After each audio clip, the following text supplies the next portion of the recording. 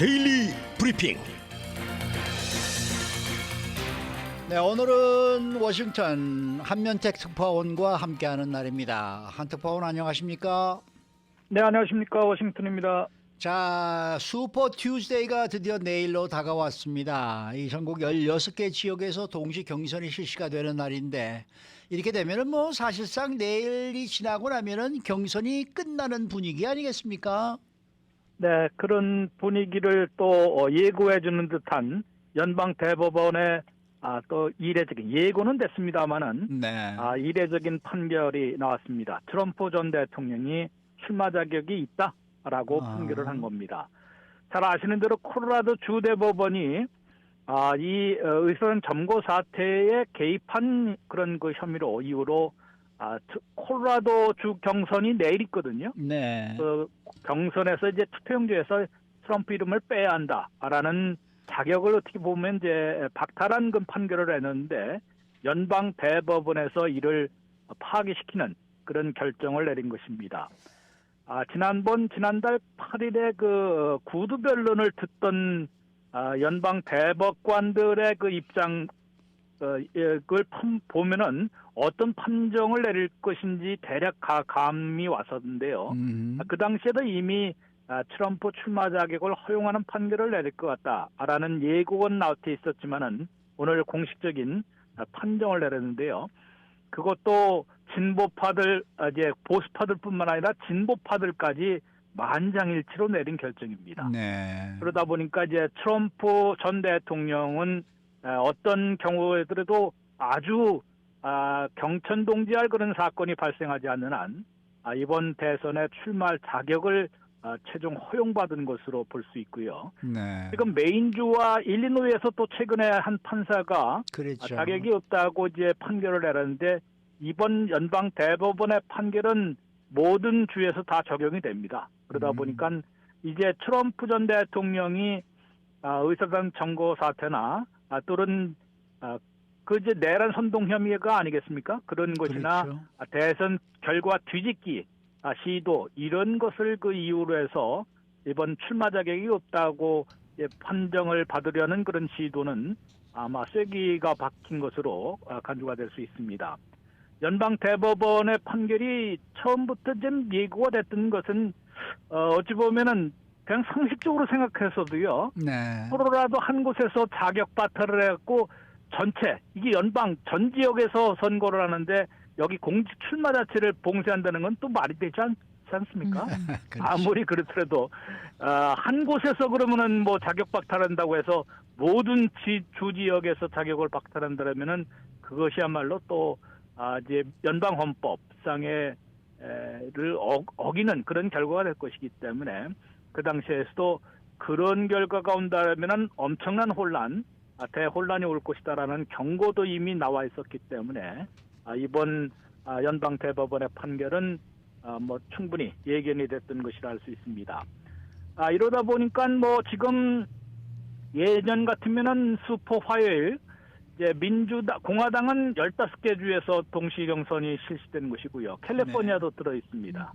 또 민주당은 17개 지역이거든요. 네. 미국령 사무아까지 하고 아이오와 같은 경우는 이제 예전에 이제 공화당은 벌써 1월 15일에 제일 먼저 했지만은 민주당은 이제 내일 예비 선거를 하기 때문에 17개 지역에서 평균에서 16개 주 지역 동시 경선이라고 하는 것인데요. 이렇게 되면 이제 대의원들을 대부분 여기서 많이 결정하기 때문에 승부가 그 판가름 나는 분수령으로 꼽혀왔거든요.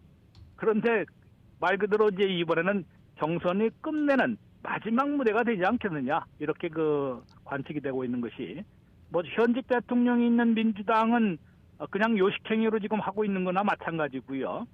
공화당 경선이 좀 불꽃을 튀어야 되는데 그야말로 또 트럼프 독주 체제가 계속돼서 결국 내일은 이 헤일리 후보에게는 마지막 경선 무대가 될 것 같다라고 이제 뭐 본인의 뜻이 어떻든 간에 모두가 그렇게 내다보고 있는 것으로 간주가 되고 있습니다. 왜냐하면 이제 내일 공화당 경선에서는 865명이나 대의원을 결정하게 되는데 이 룰을 좀 바꿔갖고 트럼프 측에서 주장한 대로 승자 독식. 이 캘리포니아 같은 경우도 50%를 넘는 후보가 그냥 169명 다 갖는 본선과 비슷하게 그렇게 무슨 룰이 바뀌었다고 합니다. 네. 이러다 보면 뭐 내일은 더 격차가 벌어지지 않겠습니까? 네. 지금 헤일리 주지사는 어제 열린 워싱턴 DC에서 한 곳에서만 승리해서 대의원 19명을 확보해서 지금까지 24명 플러스 19명, 43명을 확보하는 데 그쳤습니다. 트럼프 전 대통령은 247명을 확보했는데요. 이게 내일 865명 중에서 독식하는 주가 많으면은 트럼프 확보 대의원이 확실하게 대폭 늘어날 가능성이 높습니다. 그래서 이제 트럼프 전 대통령 측은 내일은 아니고 그냥 숫자상으로 보더라도 3월 12일에는 끝낼 수 있을 것이다라고 얘기하는데 분위기는 아마 내일이 그냥 마지막 무대가 될 것으로 간주가 되고 있는 것입니다.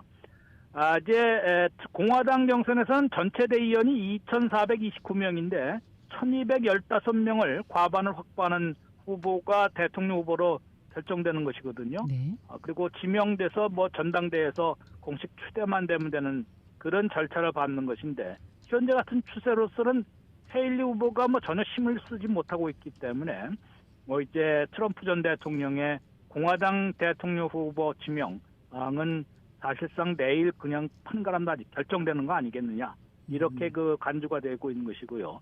오히려 헤일리 후보가 내일 거의 전패로 그냥 이제 중도 하차할 것인지 아니면 지금 또 제3당 후보로 나서라는 그런 압력도 받고 권유도 받고 있다고 하거든요. 네. 그래서 오히려 양자택일해야 하는 그런 순간을 맞고 있는데 그래도 나중에 뭐 트럼프 전 대통령의 유엔 대사까지 지낸 사람이 또 뭐 제3당의 후보로 나선다고 되는 것도 아닌데 그런 홈런을 걸을 거로 보고는 않고 본인도 적극으로 부인한다는데요. 그래서 이제 그래도 장관 자리를 나중에나 이제 100% 트럼프 쪽에 쓸 것인지 상당히 그 양자택일을 해야 하는 순간을 맞고 있는 것으로 보입니다. 네. 자, 그런 가운데 특히 81살의 바이든 후보가 이제 나이가 많아서 인지력 논란이 계속되고 있는데요. 올해 77살의 트럼프 후보도 만만치가 않다라는 얘기가 또 나오고 있습니다. 최근에 말실수가 잦아서 도마 위에 오르고 있는데요. 그래서 이렇게 되면은 너무 이제 투표권자들이 좀 피곤하다. 이래서 투표장에 안 나오면 어떡하나 뭐 이런 얘기도 나오고 있어요. 네, 아무래도 바이든 대통령은 지금 어떠한 선거전을 펴더라도 이 나이 문제 또 정신 건강 인지력 문제에 걸려서 지금 진전을 시키지 못하고 있는 분위기입니다. CBS 뉴스의 그 최신 여론조사에서도 보면은 정신 건강이나 인지 능력, 대통령을 계속할 그런 능력이 있다고 보느냐는 질문에 바이든 대통령은 고작 26%밖에는 얻지는 못했습니다. 네. 트럼프 전 대통령이 43%나 됐기 때문에 네. 나이 차는 뭐 4살밖에 안 나는데도 엄청난 그런 인식의 차이를 보여주고 있는데요. 그만큼 대통령의 유권자들의 시각에서는 바이든 대통령이 단순히 뭐 81세로 나이만 80대에 접어들 뿐만 아니라 자꾸 좀 이상 행동을 보이고 있기 때문에 네. 걸음걸이도 그렇고 자주 넘어지기도 하고 허공의 악수를 청하지 않느나 뭐 안나 또 이렇게 자꾸 사람 이름을 정상의 이름들도 막 헷갈릴 정도니까요.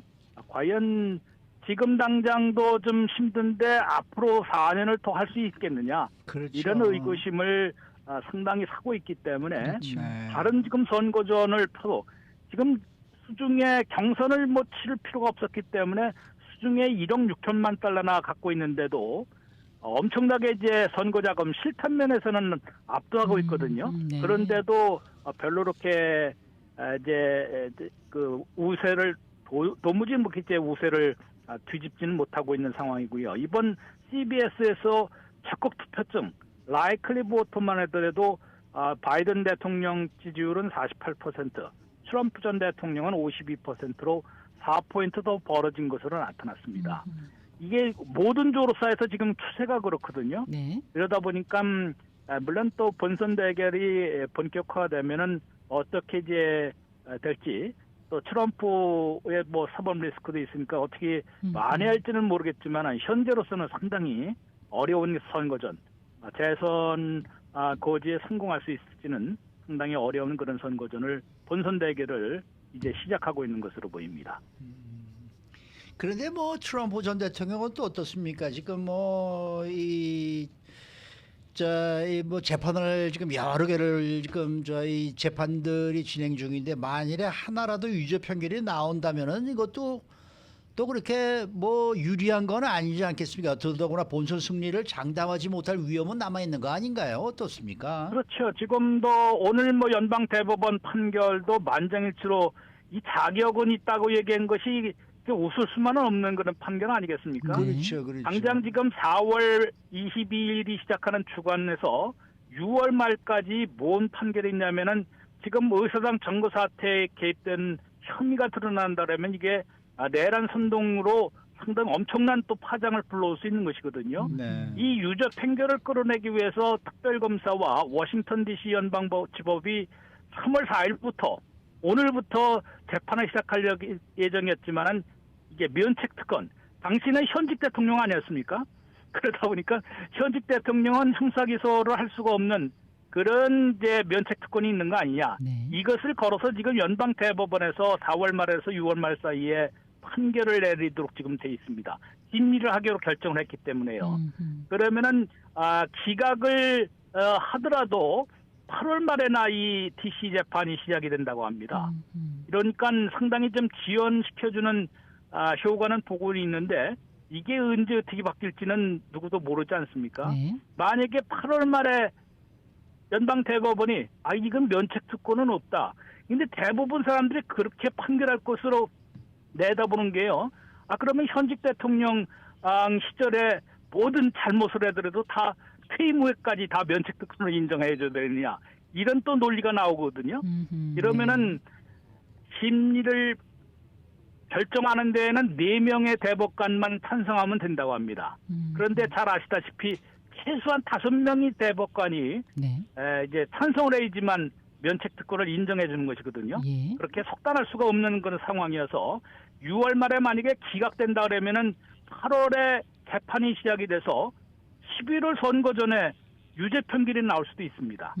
더 위험한 것은 뉴욕에서의 이 허시먼이 이 입막음 대가를 지불한 위한 그 장부 조작 재판은 3월 25일에 시작되거든요. 네. 이거는 또 면책 특권과는 상관이 없습니다. 여파를 미치지 않기 때문에 이런 것이 유죄 판결이 나온다 그러면은 이거는 지금 뭐 자격육 박탈 그게 문제가 아니라 유권자들 중에서 전체로서는 한 30% 이상, 그 다음에 공화당 지지자들 중에서도 20% 이상이 날아갈 그럴 위기를 맞지 않겠느냐. 이제 출구조사에서 그런 결과가 나왔거든요. 네. 그러면은 20% 이 지지표가 날아가거나 아니면은 아예 투표장에 나오지 않는다 그러면은 트럼프 전 대통령이 본선 대결을 하더라도 바이든 대통령을 누른다고 볼 수는 없습니다. 지금 뭐 실제로도 역전패하는 것으로 결과가 나오는데 뭐 어디까지나 여론조사이기 때문에 또 시간이 아직은 많이 남아있기 때문에 어쩔지 모르지만은 그래서 어떻게 해서든지 유죄 판결 이 판결을 지연시키는 전략을 쓰고 있는 것으로 보이는데 법관 사법부가 그대로 따라가지는 않을 것이고요. 또 연방 대법원이 좀 유리한 국면이라고 하더라도 분포라고 하더라도 지금 연방 대법원과 상관없는 것이 바로 이제 뉴욕주 같은 판결이거든요. 네.